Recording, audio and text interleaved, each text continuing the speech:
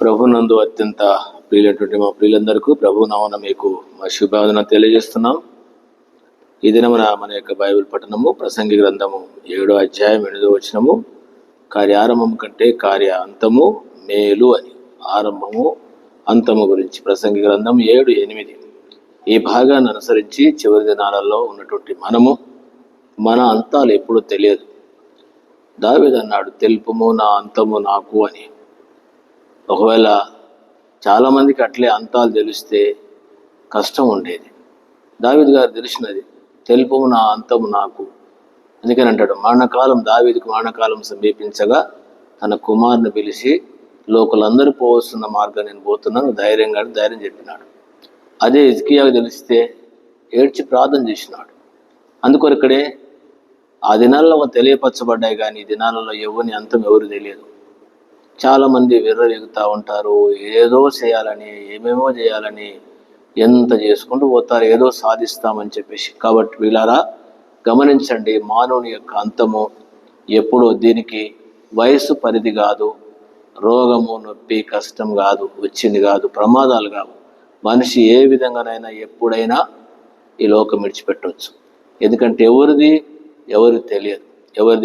అందుకనే లోకం విడిచిపెట్టక ముందే భయంకరమైన దినాల్లో ఉన్నాం, స్వార్థపూరితమైన దినాలలో ఉన్నాం. ఈ దినాలు ఎట్లాంటి దినాలంటే భయంకరమైన దినాలు. కాబట్టి మన అంతం ఎప్పుడూ మనకు తెలియదు. కాబట్టి అంతము తెలుసుకోవాల్సిన పని కాదు, కానీ మన అంతం ఎప్పుడో తెలియదు. కాబట్టి మనం ఎప్పుడైనా దేవుని కొరకు జాగ్రత్త కలిగి, ప్రభు కొరకు నమ్మకంగా దావీదు వలె, భక్తుల వలె దేవుని కొరకు మంచి జీవితము జీవించడం అనేది అవసరం. దాని కొరకే మనము ధర్మశాస్త్రాన్ని చదువుతున్నాం. దేవుడు ఇశ్రాయేలు ప్రజలకు, వారు ఐగుప్తు నుంచి బయటకు వచ్చిన వాళ్ళు కనాన్ దేశానికి వెళ్ళాలనుకుంటే వాళ్ళు ధర్మశాస్త్రాన్ని పాటించాలి, ధర్మశాస్త్రాన్ని అనుసరించాలి. రాబోయేటువంటి దినాలలో వాళ్ళకి ఇచ్చిన దానిలో నుండి వారు ఏ విధంగా జీవించాలా అనేటువంటి విషయాన్ని గురించి తెలియపరచబడుతుంది. అట్లనే మనము కూడా, దేవుడు మన లోకం నుంచి రక్షించినాడు, దేవుని సంఘంలో చేర్చినాడు, దేవుని యొక్క మందిరంలో మనం ఉంటున్నాం, సంఘంలో ఉంటున్నాం. అపోస్తుల బోధయందు, సహవాసమందు, రొట్టె విరుచుటయందు, ప్రార్థన చేయుటయందును ఎడతెగక ఉండి అట్లాంటి సహవాసంలో దేవుడు మనల్ని ఉంచినాడు. ఎందుకు అనంటే, ఈ లోకము విడిస్తే దేవుని రాజ్యంలో వెళ్ళాలంటే ఎట్లాంటి వాళ్ళు వెళుతారు, అక్కడ ఏముంటుంది, ఎట్లాంటి వారు ఉంటారు, అక్కడ ఏ విధంగా ఉంటే అక్కడ వెళ్తారు. అందుకొరకనే ధర్మశాస్త్రం వాళ్ళకు తెచ్చిన ధర్మ విధులు మనకు కూడా దేవుడు గ్రంథం ఇచ్చినాడు, పరిశుద్ధాత్మ దేవుని ఇచ్చినాడు. దేవుని రాజ్యములోనికి మనం వెళ్ళాలంటే, దేవుని రాజ్యములో మనం ఉండాలంటే ఏ విధంగా ఉండాలనో అది ముందుగానే మనం నేర్చుకోవాలి. ఇశ్రాయేల్ అందుకనే వారికి ఆజ్ఞలు ఇచ్చినాడు, ధర్మశాస్త్రం ఇచ్చినాడు, దైవజనులు ఇచ్చినాడు, తర్వాత యాజకులను ఇచ్చినాడు, వారికి ప్రధాన యాజకులు ఇచ్చినారు, దైవజనులు మోషే లాంటి వాళ్ళని ఇచ్చినాడు, దేవుని వాక్యాన్ని బోధించే వాళ్ళని ఇచ్చినారు. అయినా వాళ్ళు అన్ని వింటూ కూడా చివరికి వాళ్ళు వెళ్ళలేక మధ్యలోనే వెళ్ళినారు. ఈ దినాలలో దేవుని వాక్యాన్ని ఎరుగుదమని చెప్పుకుంటూ, దేవుని మందిరంలో పరిచర్య చేస్తూ, దేవుని సేవ చేస్తూ, సంఘంలో సేవని, బాధ్యత గలవారమని, పెద్దలమని, పరిచారకులమని, విశ్వాసులమని ఎన్నో విషయాలు మనం చెప్పుకుంటూ మనం ఏ విధంగా జీవిస్తున్నాం, ఎట్లా ఉంటున్నాం. అందుకొరకనే ధర్మశాస్త్రం గురించి సంగతులు చూసినప్పుడు మనల్ని మనము ఏ విధంగా ఉంటున్నామో నేర్చుకోవాల్సిన వారంగా ఉంటున్నాం. ఒకవేళ అవి దేవుని వాక్యానికి అనుకూలంగా లేకపోతే సరి చేసుకొని ప్రభు కొరకు నమ్మకం కలిగి, తీర్మానం కలిగి జీవించవలసిన వారంగా ఉంటున్నాం. గమనించండి, ఈ దినం కూడా మన యొక్క బైబిల్ పఠనము నిర్గమకాండము 22వ అధ్యాయము 6వ వచనం, 22:6. ధర్మశాస్త్రంలో మరొక విషయం ఇది: అగ్ని రగిలి ముండ్ల కంపలు అంటుకునుట వలన పంట కుప్పైనను, పంట పైరైనను, చేనైనను కాలిపోయినలా అగ్ని నంటించిన వాడు ఆ నష్టము అచ్చుకొనవలను. గమనించండి, అగ్ని రగిలి ముండ్ల కంపలు అంటుకునుట వలన పంట కుప్పైనను, పంట పైరైనను, చేనైనను కాలిపోయినలా అగ్ని అంటించిన వాడు ఆ నష్టము అచ్చుకోవాలి. 3 విషయాలు. అగ్ని రగిలి ముండ్ల కంపలంట. దేని కాల్చాలి? వాస్తవంగా ముండ్ల కంపలకి ఏముంది? బైబిల్ ప్రకారంగా ముళ్ళ తుప్పలన్నిటి మీద అగ్ని వేసి కాల్చబడతారు. ఇది మనకు బైబిల్లో కూడా చెప్తున్నటువంటి విషయం. ముళ్ళ పొదలు మొలిస్తే గచ్చ పొదలు మొలిస్తే దేవుడు చెప్పినటువంటి వాక్యం యెషయా గ్రంథంలో రాయబడి ఉంటుంది. ఉంటే వాటిని అన్ని కాల్చివేస్తాను అన్నాడు. అది ముండ్ల తుప్పలు గచ్చ పొదలు దేని చూపిస్తున్నాయంటే శాపగ్రస్తమైన జీవితం, రేపు తీర్పు, అగ్నిగుండము, నరకాన్ని చూపిస్తా ఉన్నాయి. ఇవన్నీ ముండ్ల కంపలు గాలినట్టు, కొయ్యకాలు గాలినట్టు అని అంటాడు. కాబట్టి ఇదంతా దేవునికి విరోధంగా జీవించేటువంటి వారి మీదకి వచ్చేటువంటి శిక్ష, తీర్పు. దేనికి నిప్పు అంటే అందుకనే అంటాడు వాటన్నిటి కూడా నిప్పు అంట పెడతారంటాడు. బైబిల్లో కొన్ని రకాల నిప్పులు ఉన్నాయి, అగ్ని ఉన్నది. అవన్నీ కూడా ముండ్లన్నీ ఇవన్నీ కూడా ఏం చేస్తారు, పంట కూడా, చేలు కూడా మనం మంచి పంట వేసుకోవాలనుకుంటే ముందు దాంట్లో ఉన్నాయన్నీ కూడా ఈ ముళ్ళ తుప్పలు, గచ్చ పొదలు అవన్నీ కూడా ఏమైతే ఉన్నాయో హాని చేసేటువంటి, పంటకు హాని చేసే వాటిని కాల్ చేస్తారు.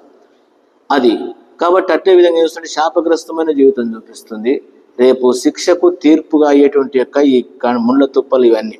ఇప్పుడు ఈ వ్యక్తి ఏమనుకున్న దేని కొరకు అని అంటే అగ్ని తగిలి ముండ్ల కంపలు అంటుకుంటే వాళ్ళని ఇప్పుడు దేని పెట్టాలనుకున్నాడు, ముండ్ల కంపలు పెట్టాలనుకున్నాడు. ముండ్ల కంపలు పెట్టాలనుకుంటే ఇప్పుడు దేనికి తగిలింది, పంట కుప్ప అయినను పంట పైనను చేను మూడింటికి. పంట కుప్ప అంటే కంప్లీట్ అయిపోయింది కుప్ప, దానికి తగిలింది. రెండవది పైరు, రెండవది చేను. పైరు అంటే చిన్న చిన్న పైరు. తర్వాత ఏంది చేను అంటది. ఇంకా కోతకు రానటువంటి ఇక చేను. మూడు రకాలు, ఒకటి పంట కుప్ప వచ్చింది, రెండవది పైరు అంటే ఇంకా పెరుగుతుంది పైరు, మూడవది ఏంటంటే చేను కావాల్సింది, పంటకు రావాలి. ఈ మూడు రకాల వాటికి తగిలింది ఏంటిది, అగ్ని. ఏంటి అగ్ని ఏంది, కుప్ప ఏంది? దేవుని బిడ్డలారా గమనించండి, బైబిల్ పరంగా కుప్ప. ఒక వ్యక్తి అన్నాడు, ఒక ఆయన సేవకుడు, దాదాపు 38 ఏళ్ల కింద సంగతి చెప్తున్నాడు నేను. ఆయన కంటే దేవుడు ఎట్ట సేవకు పిలిచినాడు అయ్యా అని అడిగా నేను. అడిగితే అన్న, నాకు రాత్రి కలలో నేను 3 కుప్పల దగ్గర దేవుడు నన్ను నిలబెట్టినాడు కర్రిచ్చి అన్నాడు. అంటే అర్థమైంది అంటే నేను 3 సంఘాలకు సేవకునిగా 3 సంఘాలు కడతానని అర్థం. అంటే కుప్ప ఏం చూపిస్తుంది, అతని మాటను బట్టి చూస్తే సంఘాలు. ఇప్పుడు కుప్ప అంటే ఏమైంది, ఆల్రెడీ పైరు కుప్ప వేసినారనమాట. అంత కోసి ఏమైంది, ధాన్యం ఉన్నది. ఇప్పుడు ధాన్యం ఉన్నది. ఇప్పుడు ఆ ధాన్యానికి ఏం తగిలింది, అగ్ని తగిలింది, నిప్పంటుకుంది. ఇంకోటి ఏంది, పైరు అంట. అంటే ఇప్పుడు ఏం కావాలి, ఇంకా చేను కాదు, పైరు. ముందు ఏమవుతుందంటే పైరు వస్తుంది. అంటే ఏం చూపిస్తుందంటే నూతనముగా ప్రభులోనికి వచ్చేటువంటి దేవుని బిడ్డలను చూపిస్తూ ఉంది. దేవుని బిడ్డలను అప్పుడే వాళ్ళు నూతనంగా వచ్చేవాళ్ళు మందిరానికి వస్తుంటారు, ఆత్మీయంగా వాళ్ళని చూపిస్తూ ఉంటుంది. ఇంకా చేను అంటే పంటకు రానటువంటి వాళ్ళు 3 రకాల విశ్వాస జీవితాన్ని చూపిస్తుంది. ఒకటి పరిపక్వమైనటువంటి విశ్వాసులు, పంట. రెండవది నూతనంగా వచ్చి కొత్త వాళ్ళు, నూతనంగా వచ్చేవాళ్ళు, నూతనంగా రక్షించబడ్డ వాళ్ళు. మూడవది మధ్యంతరం అన్నమాట, ఇంకా పంటకు ముందుకు వచ్చేటువంటి వారుగా ఉన్నాయి. ఇట్లాంటి వాళ్ళకి ఏం తగిలినట్టు, నిప్పు తగిలింది. ఏమి నిప్పు తగిలిందో ఓసారి గమనించండి, ఓసారి గమనిస్తాము. చాలా విషయాలు ఉన్నాయి. దీనికంటే ముందు ఇంకొక విషయం చెప్తే బాగుంటుందేమో. 2 సమూయేలు గ్రంథము 14వ అధ్యాయం 28 నుండి ఇక్కడ యోవాబు గురించి, అబిషాలోం గురించి ఉంటుంది. అబిషాలోం ఎవరు అనంటే దావీదు గారి యొక్క కుమారుడు. మీకు తెలుసు దీని చరిత్ర. అబిషాలోం చేసినటువంటి దాన్ని బట్టి, తన యొక్క పెద్దన్న చేసినటువంటి దానిని బట్టి అతన్ని చంపినాడు, అక్కడి నుంచి పారిపోయినాడు. తిరిగి తర్వాత రకరకాల విధాలుగా మరలా తాను యెరూషలేము యూదా దేశానికి వచ్చిన తర్వాత దీనికి యోవాబే కారకుడైనాడు. ఎటో చేసి పిలిపించినాడు. ఆ తర్వాత ఏం జరిగిందంటే గమనించండి. 28లో అబిషాలోము 2 సంవత్సరంలో యెరూషలేములో నుండి రాజదర్శనం చేయకుండా యోవాబు రాజు వద్దకు పంపించకై అబిషాలోము అతన్ని పిలువనంపినప్పుడు యోవాబు రానోళ్ళకు ఉండను. రెండవ మారు అతన్ని పిలువనంపినప్పుడు అతడు రానోళ్ళకు పోగా, ఎవరు, అబిషాలోము తను వేరే దగ్గర నుంచి పిలిపించినాడు కానీ రాజదర్శనం చేయించలేదు. ఇప్పుడు ఇది 2 సార్లు పిలిస్తే రాలే. ఎవరు, యోవాబు. అబిషాలోము తన పనివారిని పిలిచి, యోవాబు పొలము నా పొలము దగ్గరున్నది కదా, దానిలో ఎవల చేలు ఉన్నవి, మీరు పోయి వాటిని తగలబెట్టని వారితో చెప్పాను. అబిషాలోము పనివారు ఆ చేలు తగలబెట్టగా యోవాబు చూసి లేచి అబిషాలోము ఇంటికి వచ్చి, నీ పనివారు నా చేను తగలబెట్టనేమని అడగగా, అబిషాలోము యోవాబుతో ఇట్టాను, గెషూరు నుండి నేను వచ్చిన ఫలమేమి, నేను వచ్చిన. సరే, ఇప్పుడు ఈ విషయం ఏంటంటే ఇద్దరు మాట్లాడుకోవడానికి వరకు వాళ్ళు రాజు దగ్గరికి తాను వెళ్ళడానికి కొరకు వాళ్ళు మాట్లాడుకోవడానికి ఇప్పుడు ఏం అవసరమైందంటే యోవాబు చేనుకు అబీషాలోము యొక్క కాపరులు వచ్చేసి ఏం చేశారు, నిప్పంటించినారు. దీంట్లో చేను కాలిపోయింది. దీన్ని బట్టి వాళ్ళు యోవాబు రాగానే ఇద్దరు మాట్లాడుకొని రాజుతో సమాధాన పడడానికి కొరకు ఇప్పుడు ఏమైంది, కుప్ప తగలబెట్టాడు. ఈ దినాలలో మనుషులు కుప్పలను తగలబెట్టే వాళ్ళుగా ఉన్నారు. గమనించండి, ఇది నేను ఇప్పుడు పూర్తిగా వివరించలేను, కానీ అబీషాలోమును తీసుకొని పోయి దావీదుకు ఏమంటారు, సమాధాన పరిస్తే జరిగినటువంటి యొక్క నష్టం ఏంటంటే పెద్ద కుప్ప అంటుకుంది. ఇక్కడ యోవాబు పొలానికి పైరుకు ఏ విధంగానైతే అబీషాలోము కాపర్లు నిప్పట్టించినారో అట్లనే అబీషాలోమును తీసుకొని వెళ్ళి దావీదు గారికి సమాధాన పరిస్తే ఇప్పుడు ఏమైంది, దావీదు గారికే నిప్పంటుకున్నది.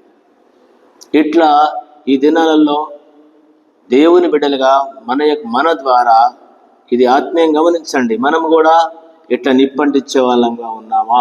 నూతన నిబంధన గ్రంథంలో యాకోబు పత్రిక 3వ అధ్యాయము, ఈ అధ్యాయంలో నాలుకని గురించి ఉంటుంది. అధ్యాయంలో నాలుకని గురించి ఉంటుంది. నేను అక్కడక్కడ చెప్తున్నాను.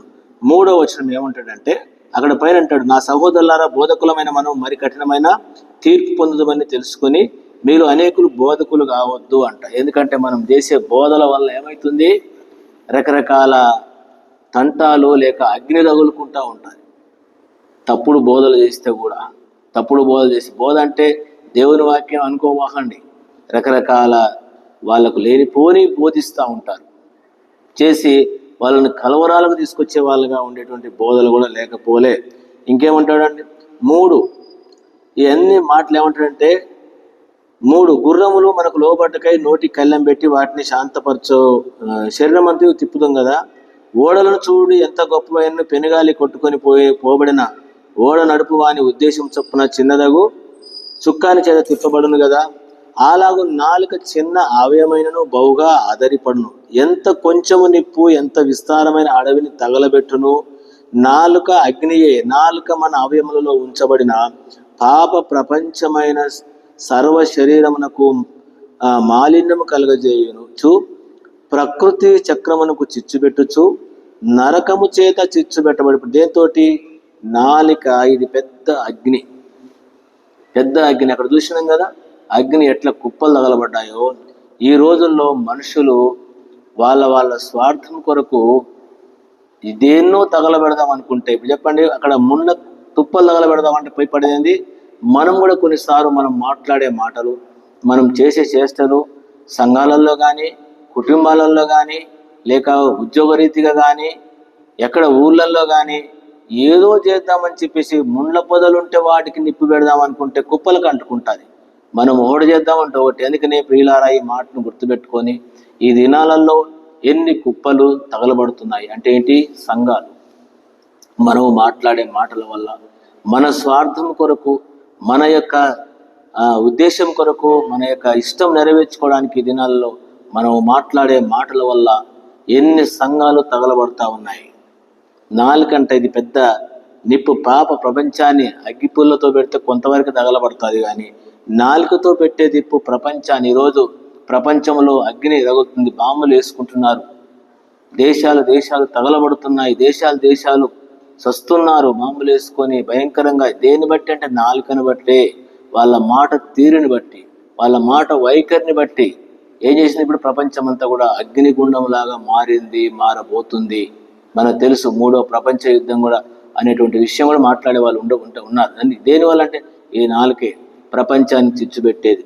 దేవుని బిడ్డలారా, జ్ఞాపకం పెట్టుకోండి. ఈ రోజుల్లో చాలా మంది ఒక విశ్వాస జీవితంలో ఏముండాలి? కుప్పను తగలబెట్టొద్దు అంటాడు. నిర్గమకాండము 22వ అధ్యాయం 6వ వచనంలో కుప్పలంట, ముండ తుప్పల కంట పెడితే కుప్పలు కాలిపోయినాయి, పైరు కాలిపోయిందంటే సామాన్యమైన విశ్వాసులు నష్టపోయినారు. ఇంకా తర్వాత విశ్వాసులే కాకుండా నూతనమైన వాళ్ళు పోయినారు. పంట అయిన వాళ్ళు కూడా లోకంలో కలిసిపోయేటట్టు వాళ్ళు ఆత్మీయంగా నష్టపోయినటువంటి కుప్పలు. ఈ రోజుల్లో సంఘాలు ఎక్కడ చూసినా ఒక్కొక్క ఏరియాలో చూస్తా అంటే కుప్పలు అంటుకున్నాయి, సంఘాలు తగలబడతా ఉన్నాయి. కారణం ఏంటంటే మన యొక్క మాటల వల్ల. ఓ సంఘంలో ఎన్ని కుటుంబాలకు నిప్పి పెట్టినావు. మంచిగున్న కుటుంబాలకు భార్య భర్తల మధ్యలో లేనిపోని మాటలు చెప్తే వాళ్ళు తంటాలు పడి కొట్లాడుకొని కుటుంబాలు, వేరైన కుటుంబాలు లేవా? ఆఫీసులో కూడా నువ్వు వీళ్ళకి వానికి ఆఫీసర్కు నువ్వు లేనిపోయిన చెప్పేస్తే ఆఫీసులు తగలబడతా ఉన్నాయి నీ మూలకంగా, నీ కుటుంబం నష్టపోతా ఉంది. అట్లే నువ్వు ఏ సంఘంలో ఉన్నావో వాని విషయం వీనికి, వీని విషయం వానికి, ఆ విషయం ఈమెకు చెప్పేస్తే సంఘాలు పాడై తగలబడతా ఉన్నాయి, కొట్లాడుకుంటున్నారు ఈ రోజున సంఘాలను చూస్తే. కాబట్టి గుర్తించు, ఏ సంఘానికి నీవు నిప్పంటించినావో, ఏ కుటుంబానికి నీవు నిప్పంటించినావో, ఏ ఆఫీసులో కానీ, ఏ ఊర్లో కానీ, ఎక్కడ కానీ నీ మూలకంగా కుప్పలు అంటే సంఘాలు పాడైపోయి, కుటుంబాలు నాశనమైపోయి, వేరైపోయి దుఃఖిస్తున్నారో, నూతనమైన వారు కావచ్చు, సంఘాలు కావచ్చు, ఇవన్నిటికీ నీవే నువ్వే చెల్లించాలి. గమనించండి 6వ వచనం, అగ్ని రగిలి ముండ్ల కంపలు అంటుకోవటం వల్ల కుప్ప అయినను పంట పైరైనను చేను కాలిపోతే అగ్ని అంటించిన వాడే ఆ నష్టం. కాబట్టి ఎన్ని కుప్పలకు నిప్పు పెట్టినావో, ఎన్ని కుటుంబాలకు సిచ్చి పెట్టి కూర్చున్నావో, ఒకరోజు దేవుడు నేను లెక్కడుతాడు సుమా, లెక్కడుతాడు. గుర్తుపెట్టుకొని ఇది ఆత్మీయంగా ఎరగండి, ప్రార్థన చేయండి. ఒకసారి ఆత్మీయ అవగాహన కలిగి కనుక మనం ఉంటే ఏం చేయబడతాము, నేను ఫలానా సంఘానికి నా మాటల వల్ల సంఘాలు కాలుతున్నాయి, కొట్లాడుకుంటున్నారు, మంటమంతుంది, లేక నా జీవితం ద్వారా నేను మాట్లాడిన మాటల వల్ల ఫలాని యొక్క కుటుంబీకులు ఈ విధంగా అయిపోయినారు, ఇంకా ఏదైనా కావచ్చు, ఎక్కడైనా కావచ్చు. ఇది నాలిక అగ్ని అంట, ఇది ఏమవుతుంది, బహుగా అదిరిపడుతుందంట. అందుకనే 6వ వచనం అంటాడు 5లో, అలాగనే నాలుక చిన్న అవయమైనను బహుగా అదరిపడును, ఎంత కొంచెం నిప్పు ఎంత విస్తారమైన అడవిని తగలబెట్టును. నాలుక అగ్నియే. నాలుక మన అవయములలో ఉంచబడిన పాప ప్రపంచమైన సర్వ శరీరమునకు మాలిన్యం కలుగజేస్తున్నట్టు. శరీరం అంతా కూడా మనం మాట్లాడే మాటలు, రకరకాల బూతులు మాట్లాడతాం, రకరకాల ఉద్రేకంతో మాట్లాడతాం. దానివల్ల ఏమైందంటే నీ శరీరం అంతా కూడా అపవిత్రం అయిపోయింది, నీ నాలుక చెడిపోయింది, నీ మాటల వల్ల, నీ చేష్టల వల్ల, నీ తీరి వల్ల, మాట్లాడే విధానం వల్ల నీ హృదయం పాడైపోయింది, మలినమైపోయింది. అంతేకాదు ప్రకృతి చక్రంలో చిచ్చుపెట్టి నరకం చేత అంటే చివరికి ఏమైతావు, నరకం, ఈ తుప్ప కాలిపోయిన నరకాన్ని చూపిస్తుంది. ఒకరోజు జీవితం మార్చుకోకపోతే, అదేవిధంగా నీ నాలుక నట్టలే ఉంచి ఇష్టానుసారంగా మాట్లాడి నిప్పంటిస్తే ఒకరోజు నరకంలో పోతావు, నరకంలో కాలుతావు.